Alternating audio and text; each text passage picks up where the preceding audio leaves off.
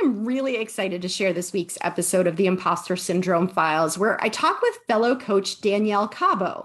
We actually have a pretty broad-reaching conversation this week as we cover communicating with our partners, managing work and family, and even minimizing the impact of benevolent sexism. The core themes of this conversation are really about how we stay true to ourselves and not lead lives that are guided by other people's expectations, which inevitably undermines our confidence.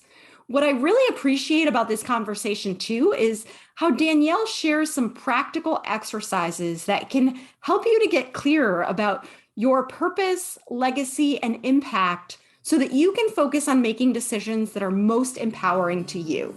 Thanks, as always, for listening. Welcome to the Impostor Syndrome Files. My name is Kim Menninger, and as an executive coach and former high-tech leader, my personal mission is to help women and others overcome imposter syndrome and advance your career with confidence. Each week, I interview a new guest to share how they've navigated self-doubt to achieve success. The more we share our stories, the more we destigmatize imposter syndrome, recognize that we're not alone, and empower ourselves to access the tools and resources that can help us. Thank you so much for listening and sharing.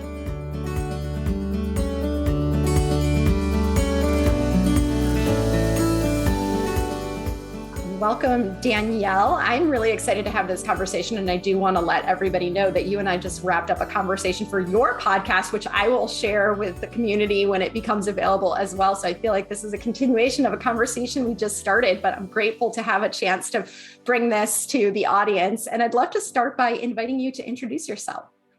Oh, well, I'm very excited to be here. And we had an incredible conversation on my podcast. I'm excited to also join yours and continue the conversation. So I started my career in medical sales. I would say I started my career when I was 7, actually. I was an entrepreneur at heart. When I was 7 years old, I would go out, pick mistletoe, bundle it all together, and sell it outside the grocery store so that I can earn money to buy Christmas presents for my family. So I would say that I always had that sales and entrepreneurial spirit at heart at an early age. And a lot of that was driven from this desire to be independent. And so when I graduated college, I started my career in medical sales, where I spent 15 years in medical sales, among the most recent 7 years where I was leading a team for a Fortune 500 company before launching my coaching business, where I do career coaching and helping women predominantly. I do work with some men as well, but helping women predominantly in accelerating their career, whether it's getting a new job or getting promoted or launching a business. So I love that you talk about having that entrepreneurial spirit, even at such a young age. And I know, well, at least when I think about being able to put yourself out there in a sales capacity, there's a certain amount of confidence or self-trust that's required in order to do that. What would you say your relationship to confidence is? Would you consider yourself a confident person? How has that journey looked for you? I would say that journey has evolved over the years. There's been times where I've had a high level of confidence, and then there's times where I have had a lot of self-doubt. And it's interesting because growing up, I was not confident. In fact, I was teased a lot growing up in my earlier years. It wasn't until I hit junior high where I switched from having these Coke bottle glasses to having contacts, where all of a sudden people started to pay attention to me. And so that's when I kind of started to learn finding my own self. But the journey to confidence is continuous. It's not that I've all of a sudden had confidence and I'm going to be that way forever. I think that with any new endeavor, and the more that I lean into the unknown and stepping in across that comfort zone, there's times where I go through the imposter syndrome. There's times where I go through that self-doubt, and it really takes me pushing through that.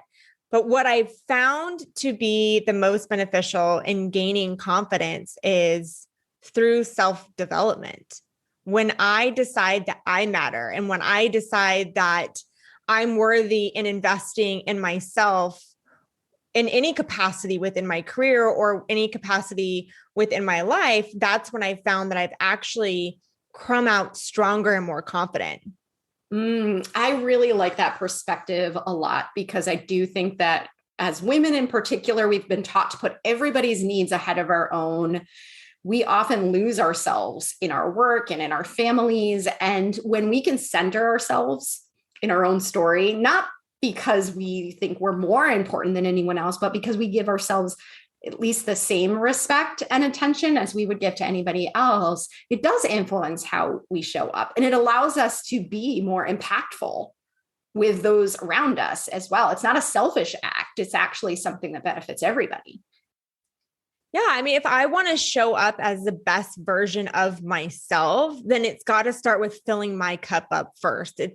It goes back to that. If you're on an airplane, they always say before you can put the oxygen mask, even on your kids, you've got to put it on yourself. And that was something that I learned over time, especially when I was overcoming postpartum depression. I really learned that in order to show up for my kids and to be a mom and to be a wife and to show up at work, it started with taking care of myself first. So really, I start my morning with the first hour is me time. I go for a walk. I listen to a podcast. I get on my Peloton, whatever it is, but that's kind of my me time to start the day.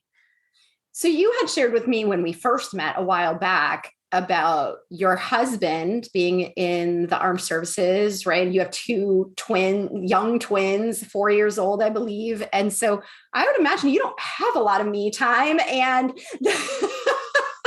and also, that's got to present interesting logistical challenges in your life as well. How have you navigated that part of your life, and anything you've learned that you think would be helpful to share with others who are feeling just completely overwhelmed by their own lives at this point?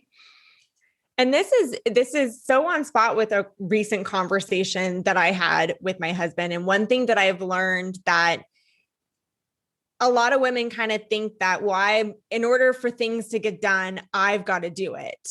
And what I found is when my husband returned back, because he was deployed for a year. So while he was gone for a year, I was traveling every week across 5 states. My twins at the time were 1.5 years old. I had an amazing support system. So what I found when I was overcoming postpartum was to ask for help and ask for support. And what I learned through that too is if we don't ask for help, we are sometimes stripping somebody the opportunity to experience joy and fulfillment. Because a lot of times, if you look at studies around volunteer work, a lot of times people have a higher sense of happiness, gratitude, fulfillment when they volunteer. And so overcoming that's one of the things that I learned.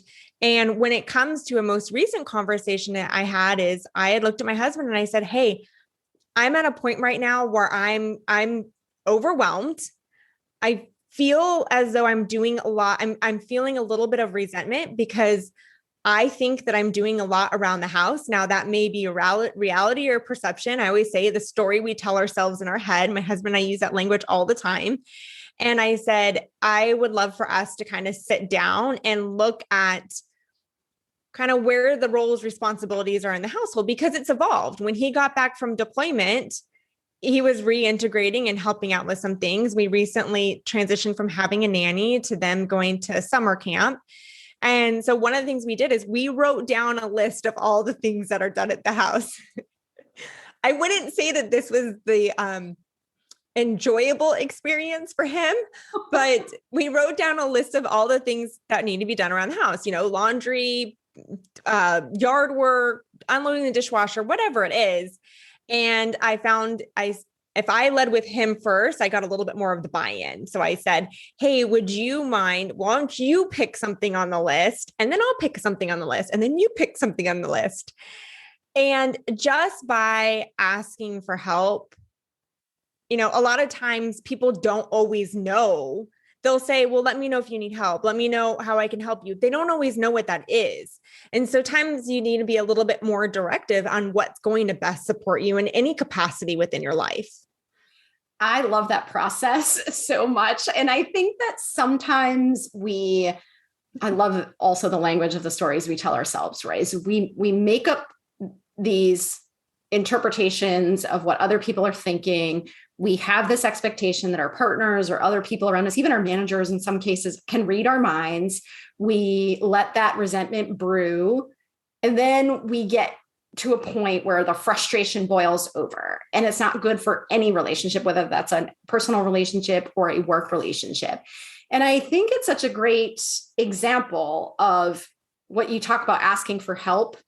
Because if we practice asking for help in certain situations, then we can become more confident asking for help in other situations as well. And so certainly asking for help from our partners isn't always the easiest conversation. As you said, it's not the most enjoyable conversation either, but it can sometimes feel more comfortable than, let's say, going to my boss and saying, you know what, there's a lot on my plate right now, and I could really use your help in prioritizing it. Or, I can do these 3 things, but I'm not going to be able to do this 4th one right away. And so I see it oftentimes as building muscles that allow us to have more difficult conversations in other areas of our lives.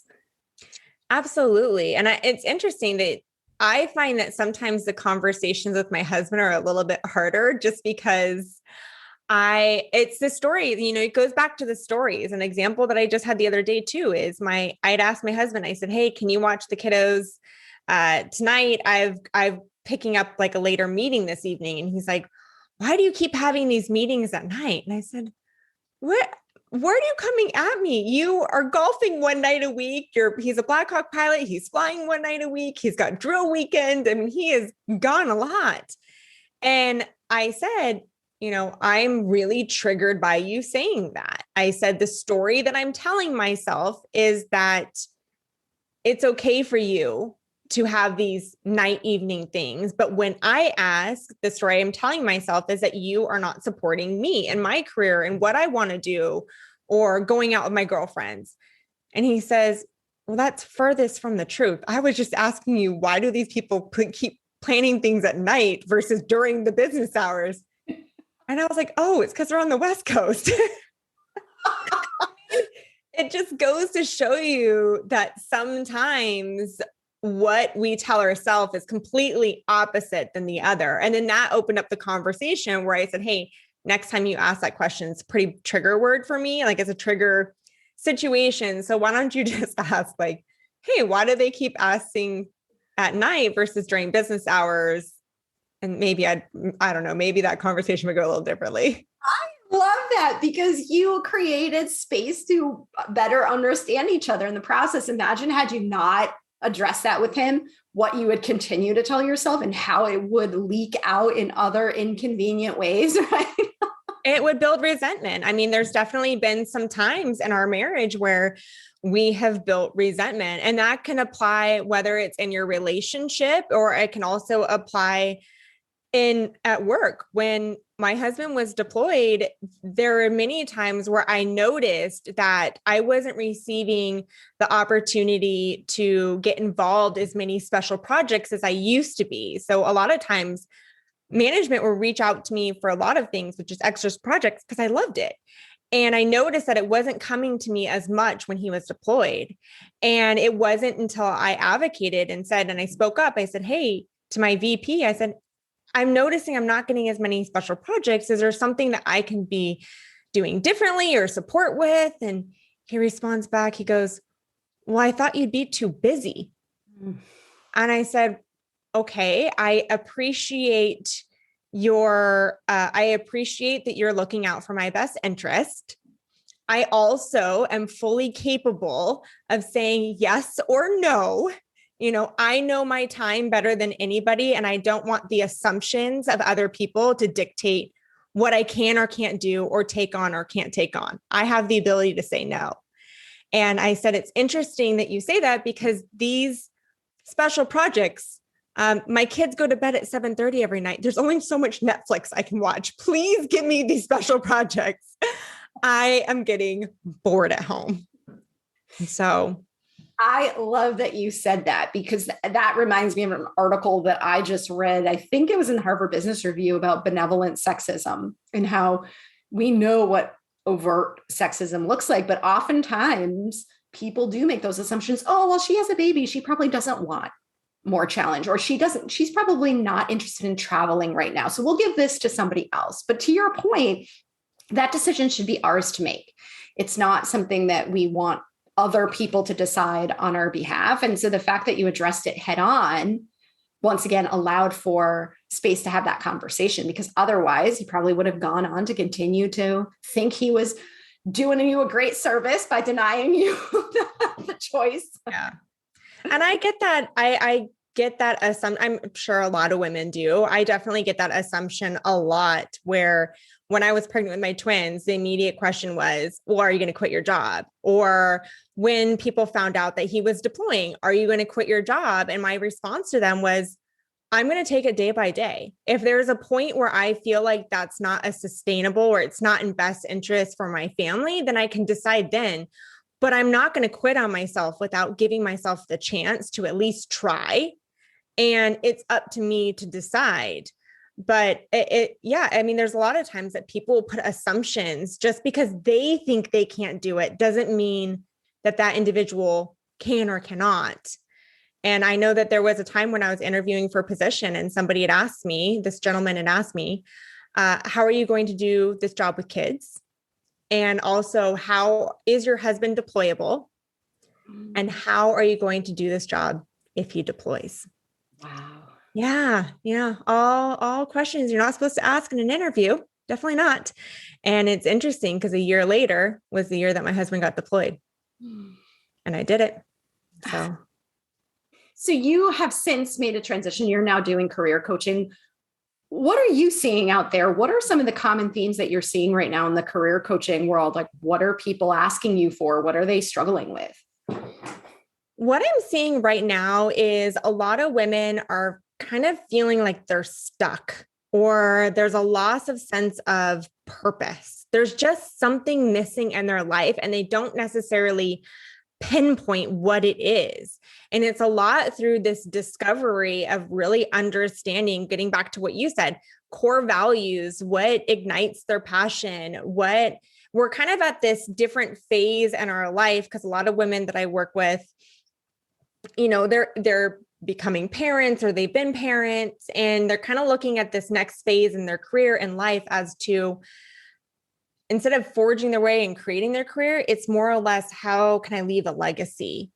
And they've become more of an expert in their field. And so how can you take that expertise and mentor the up and coming and emerging leaders? And so that's where I'm seeing a lot of women that are kind of going, I don't know if I want to be in corporate anymore. And they're starting businesses. And that is something that I'm seeing more and more. So it's either they're in corporate and they've got this awesome side hustle that they're doing, or they're in corporate and they want to do motivational speaking on the side, or they're just going, I'm going to dive into this entrepreneurial type zone, and they're going to start their business. It's so interesting, because I think that was obviously happening before the pandemic, but certainly seems to be a much bigger trend nowadays. And I think that whether it's directly a result of that or just in general, many of us been motivated by different things. And so many times it may have felt like the practical thing was to focus on the job that has the highest pay, or that has the greatest benefits, or the greatest flexibility, whatever the case may be. And now we find ourselves in a position where we start to say, there must be something more, right? There's got to be something more than this. And when you work with people who are in that space of, I don't know necessarily what I want, but I know it's not where I am today, what are the things that they could be thinking about? Like, what's step one if someone's listening and thinking to themselves, gosh, that's me that they're talking about right now? And I think it all, since we're all kind of searching for that in one way, shape, or form, whether we have a self-awareness to recognize it at that point. But I always kind of get back to that purpose, legacy, and impact. And so when it comes to purpose, taking the step and taking a step back, and if it's as simple as taking a piece of paper and a pen, and on one side of the piece of paper, write down all the things that bring you joy at work, in your personal life, what fires you up, what ignites your passion. And then on the right side, write down some of the things that you don't enjoy. And is that something maybe that you can outsource? Is it something that maybe there's a different role within the organization where you would steer away from that? There's a lot of people that like to be leaders, but they don't necessarily like to lead people. And so maybe there's just a shift and a pivot in there. And so I look at, okay, so what's your passion? What ignites your soul? What fills up your cup? And then the next thing is I look at impact. And so one of the steps I encourage my clients to do is write a simple question on Facebook or LinkedIn, whatever your platform is, and say, if there was one word you could use to describe me, what would it be? Or if I've impacted your life in any way, please share how.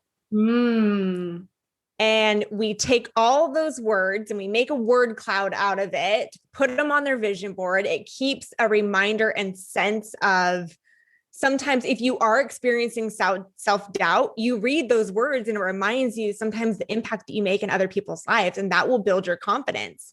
And then we look at, okay, well, what's your passion, your purpose?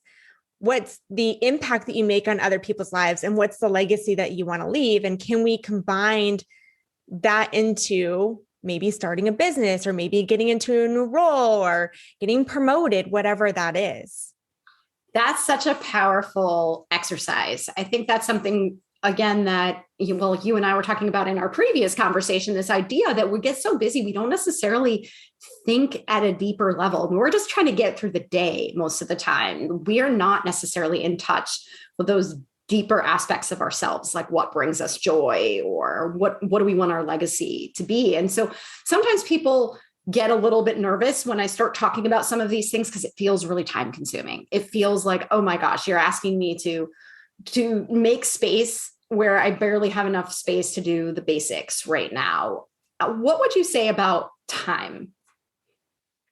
About time in the sense of taking the time for that? Yeah, like, I guess I'm wondering if someone were to present you with that objection of, I don't have time for this. How would you respond to that? How do you think about how much time is actually needed for this, or how to create time given everything else that we have going on in our lives? I think that exercise, it's not a matter of doing it all at once, but sometimes building on it. So maybe some of my clients, depending, I look at their schedule and I say, okay, can you commit to 1 day a month for personal development? Can you commit to 1 hour a day? Can you commit to 1 hour a week? Whatever it is, put that time on your schedule and do it. And if you're at a point where you're feeling overwhelmed, then that is the time more than ever that it's a revisiting your purpose. And then looking at everything that you do that day. Does it align with your core values, or does it align with your purpose? And I say, look at your schedule. I can look at your schedule and I can tell you what the priorities are in your life. Now, does that reflect what they really are? Do you have time? For example, when I look at my schedule, it's like, okay, well, I have time for work. I have time blocked in my schedule for my personal development. I have time blocked out for family and my faith. But if I look at your schedule and all I see is work, then there's an opportunity to revisit and get back to your purpose and your core values and kind of look at, maybe that's the sense of what's creating the overwhelm, because you're just focused on so much on one thing that you're missing the other buckets that fill up your entire cup. Yeah. And I think can be a scary thing too, because once you see that, you can't unsee it. Once you know that you're living out of alignment with what you want your priorities and your values to be, it sort of creates a tension that needs to be addressed. So I think that's part of the reason why people say, I'll worry about that later. I'm not going to do that now.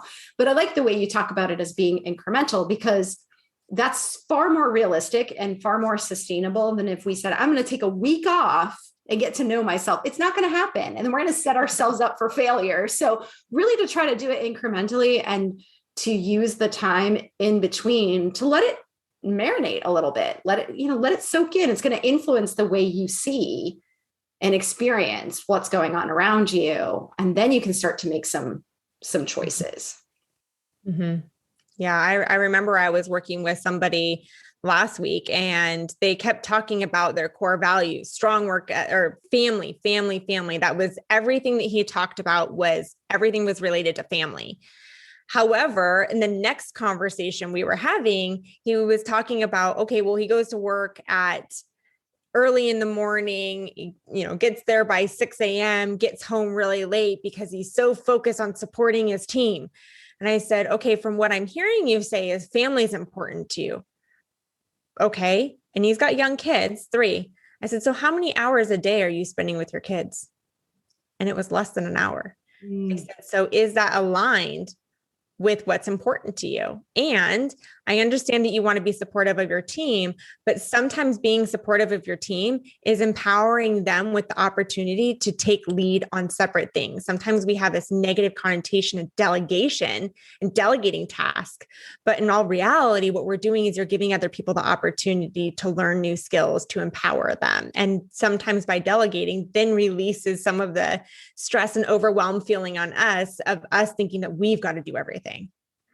Yeah. And that goes back to the asking for help piece too, right? Because it's not just about asking for help of our own managers, but also being willing to delegate to other people around us as well. And not because we're burdening them with our stuff, right? Which I think a lot of people worry about is, oh, but they're busy too. Sure, everybody's busy, but what you are not motivated to do can become an opportunity to somebody else who wants to learn that. And so to also think about it from that perspective. Mm-hmm. Yep. So I want to just ask you another question about the women that are saying, I don't know that I want to stay in corporate. This is something I'm hearing a lot from women about too, not necessarily as generally as that, but a lot of people saying, I'm not necessarily sure I want to get to the top of a corporation. And that could be for any number of reasons. But the general themes that I hear nowadays are, I look up and I don't like what I see, right? Whether it's the lifestyle, whether it's the egos, the politics, I just don't, these aren't people I want to spend my time with. I don't want to give up what I feel like I need to give up in order to take on that level of responsibility. Do you see that too? Is that part of what you think is driving people to start their own businesses? Yeah, I think that. So one of the things in kind of going into that imposter syndrome too is there's times where you want to avoid comparison to others, and there's times that you want to embrace comparison. And I say it in the sense of like you're hearing from other women. You look at some of these people that have climbed the corporate ladder, and yes, are they in these high level executive positions? Yes. However, do you agree with their lifestyle? So I embrace comparison in the sense of, I know that I have the grit, I have the determination, I have the communication, all these core competencies. I know that I can succeed into that role and be successful at it. However, so that's when you embrace comparison, but I avoid comparison in the sense of, doesn't mean necessarily I want to do that, because I don't want to be on the road anymore. Earning Diamond Delta. It's so funny. When I earned Diamond Delta, I was like proud to put that badge in my suitcase. And it's all it meant is that I spent more time in a hotel room than I did at home. Granted, it was before kids. But yeah, I think that sometimes people that climbing the corporate ladder is not as appealing to people if they feel like it's in the sacrificing of everything else in their life. I'm really glad you brought up the comparison piece, because I think this is part of what becomes the anxiety provoking part of these decisions. Is there's a part of us that wants to honor what we know to be true for ourselves, that's not what I want. That's not the lifestyle I want. It's not in alignment with my values in whatever way. And then the conflict with but that's what's expected of me, right? My peer group is heading in that direction. I don't want to fall behind. I don't want to look like I have stagnated or have become complacent when other people are continuing to grow ahead of me. What will people think? And then all of that chatter shows up. And so I can either, this is what it feels like, right? I can either suck it up and take on all that entails, continue to grow my career, or I can stay where I am and live with all the guilt and shame that comes with feeling like I've let other women down, I've let my cohort down, I'm not meeting expectations. And so I think where the struggle comes from is, how do I find peace with that decision? So I think the biggest question in asking is, are you living your life based on the expectations of others, or are you living your life by the expectations of yourself? If you are doing things to please other people, or if you're doing things because that's what you think the expectation or where you should be going, then you're losing sight of living your life by who you want to be. And so sometimes when we're looking at people and we're saying, well, that's what's expected of me, then it's sometimes that self-doubt is actually stemmed more from the fear of judgment. Yes. Yeah, exactly. And I do think that it's hard to see this in the moment because this is what feels most relevant to us right now. But I find it helpful sometimes to imagine fast forwarding and really thinking about, once you're at the end of your career, once your career is behind you, what will you have regretted more? What will you have wished you had spent more time doing? Or what would you have wished you had prioritized? And then try to work from the perspective of what my future self will value. Again, that's not an easy thing to do, but eventually those voices that you hear today, which sound so loud, they're going to disappear. They're not going to be there anymore, right? Yeah. You're the only person who's going to still be there at the end of your career. So how do you turn up the volume on that voice and turn down the volume on the others? So we talked a little bit about discovering your passion and then getting into that impact and purpose. And then it's the legacy piece. So one of the exercises that I do with some people is I say, it's uncomfortable, right? Anytime you tell somebody to sit down and write down what they're passionate about, that's uncomfortable because they're taking time for themselves. Then you tell them to post a question on social media. They're really getting uncomfortable here. They're being vulnerable. And then this is just kind of sometimes an awkward exercise, but it's very impactful as I look at the legacy in the sense of, when you pass, what do you want people to say about you? Are they going to say, well, they worked really hard, they climbed the corporate ladder, good for them? No. And so one of the things that I did for myself, as well as I do with some of my clients, is I say, I want you to write an obituary from your coworkers' perspective, and then also from your friends and family's perspective. So when you imagine these two individuals or three people standing up and they're celebrating your life, what do you want your legacy to be? And that's how you live your life. Because if you want to be known for climbing the corporate ladder and being very successful, but you also know that maybe that doesn't align with your core values, then that's what you can do, but you're always it's not aligning with that legacy. Exactly. I think that's such a powerful exercise too, because when we don't have those anchors, whatever they might be, it's so much easier to give into the peer pressure around us, right? If we don't have that framework of our own, or whatever you want to call it, to bump up against and say, let's say we're being given the choice, do I get promoted? Do I get on this fast track to this higher level? Or do I make a lateral move? Or do I start my own, do something different? Then it's the voices of the people that are in that situation are going to be disproportionately loud. But if we can always come back to that, well, let me see what I said in a neutral moment that I really wanted. What did I tell myself I wanted to prioritize? And is this decision that I'm making lining up with that? It kind of holds us accountable too for staying true to who we want to be. I'm glad you brought up that lateral move, because for so long, historically, for so long, we've been taught climb the corporate ladder. And in reality, you can develop and build on your career with lateral moves, because the reason is you have exposure to a whole different department, division, role within an organization, which is going to strengthen your skills. So success in your career does not always look up. Success in your career can sometimes look lateral. That's a very good point. I'm glad that you mentioned that too, because when you know what you want out of your career, then it's an easier decision to make too. Because if what I want is I want to be challenged, maybe I've outgrown the role that I'm in, but it doesn't mean I have to move to the C-suite in order to continue to be challenged. I can look in maybe I'll grow a different skill set, transition to another part of the business. Yeah.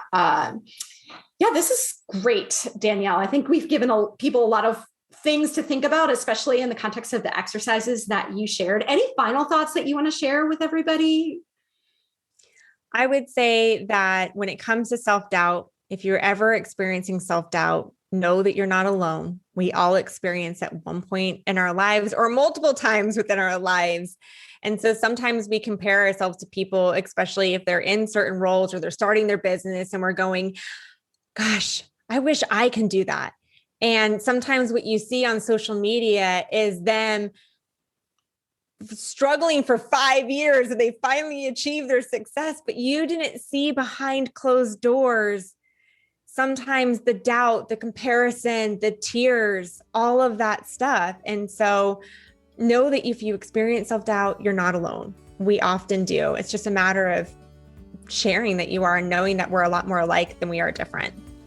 That's such a great way for us to wrap up. I so appreciate that, Danielle. And I'm going to share your contact information, links to your social media, to your website in the show notes for anybody who may be interested in following up with you. And thank you again for the great conversation. Thank you. Thank you for listening to the Impostor Syndrome Files. If you're listening to this, chances are you struggle with imposter syndrome or other confidence issues too. Please know that you are in great company. As an executive coach and former high-tech leader, I spent years battling imposter syndrome. There were times in my corporate life when I was absolutely sure that this was the moment that everyone would figure out that I didn't belong in the room. But it never happened.